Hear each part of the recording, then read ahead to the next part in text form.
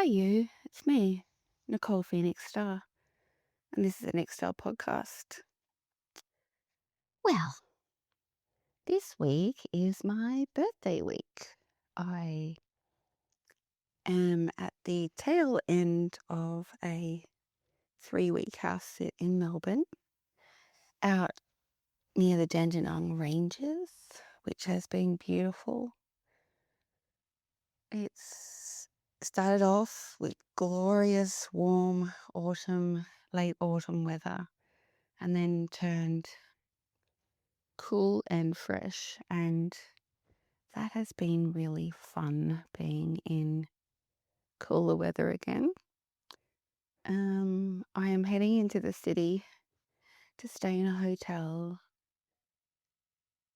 for 2 nights over my actual birthday, and on the evening of my birthday I'm going to the theatre, Her Majesty's Theatre, and that's something I used to do a lot when I was younger. I'd go to the theatre, and it's something that I wanted to do for a few years, is go and stay in the city and go to the theatre. And last year I just went down to Brisbane, which was a 1 hour train ride, and I went to a theatre and watched a talk, um, which was lovely, but it wasn't quite the vision. I wanted to buy myself a brand new laptop, so that was kind of like the compromise. And it worked out perfectly that I was down here doing this house sit and then able to transition into the city and go to the theatre. Um, yeah, I'm really looking forward to that. It's been a long time since I've been to live theatre. I'm going to watch a show called Waitress, which only opened down here last week and has been a hit on Broadway for some time, and I'm really looking forward to that. Um, yes, so I always take myself on birthday adventures, birthday retreats, birthday me time, so I can have the time and space to do a full review of my previous year and do what brings me joy. I used to have quite the birthday trauma wounding thing where I didn't like my birthday because my birthdays were always crappy. And because I thought that, therefore they were. And when I was 31, after my very unpleasant 30th, I started this tradition and have done so every year since, except when I had a little baby, but we would do things together. Anyway, um, yeah, I don't know, like, so many people get disappointed on their birthday because people don't behave the way that they would hope, or they don't get gifts that they want. And so, I took a whole lot of radical responsibility around that and took the reins and gave myself the birthdays that I always wanted. And I've done extraordinary things. And it's a really big form of self-love and honoring. And like I said, I do a review and then I kind of set my intentions and set myself up for the next coming year. And it's, I don't know, such a nourishing, nurturing, beautiful practice. Um, and I've had quite the lead up and last few months with this house sitting life and finding my flow in it. I actually had quite a close friend suddenly pass last week, and that has brought a whole lot of extra elements into it. The fragility of life and how quickly things can change. I've just come through Mother's Day, and although I wasn't with my children, and I rarely am because my birthday is so close to Mother's Day, I quite often am away, and all mothers say is, for Mother's Day, they'd like to just not have to do anything for anyone. Um, I did spend last Mother's Day with my mother and Ruby and Leo, which was a sweet change. And one year during COVID, when borders were open, we spent Mother's Day and my birthday together in Perth, all the kids. And again, that was sweet.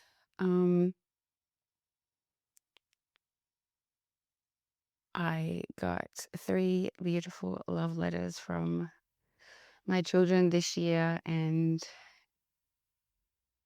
reading them in their own unique language and expression was such a treat and a beautiful gift. I feel incredibly grateful how deeply they love me and are willing to express that, and how much gratitude they all expressed to me. I make a concerted effort to semi-regularly write them love letters, reminding them that I love them unconditionally and I love them for exactly who they are, and don't ever wish them to be anything other than who they are in each moment. And I feel that that is the greatest gift a parent can give. It's something that I always wanted, was just to be accepted for who I am and loved for her, and that wasn't always the case, although I must say it absolutely is now, and that is a treasure and definitely evolution, which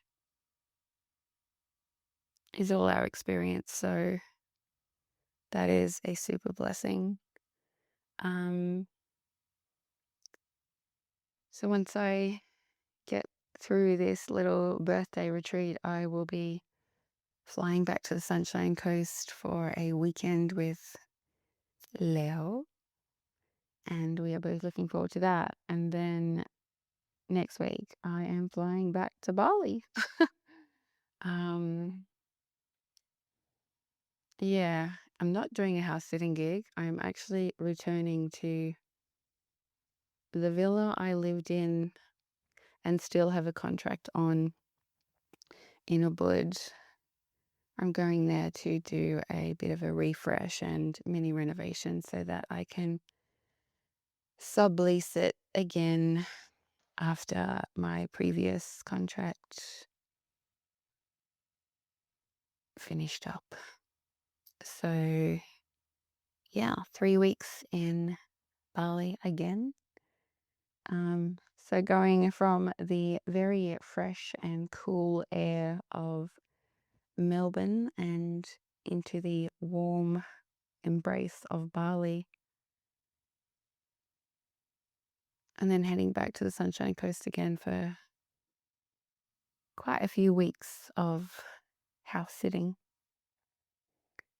So that's nice to have that all panned out as I step into the new year of 53, which is hilarious because I spent a lot of time in the last year thinking I was 53 and forgetting I was 52. So yeah, it feels like I've gained time or something. I don't know. It's really random because there's so many times I was like, yeah, 53. And then I'm like, no, 52. And so I get to start 53 almost again in a couple of days. So that's kind of hilarious. I have been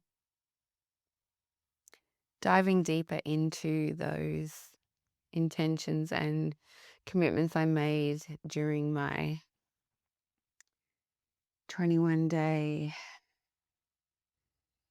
birthday sojourn when I turned 50. I was very fortunate to um,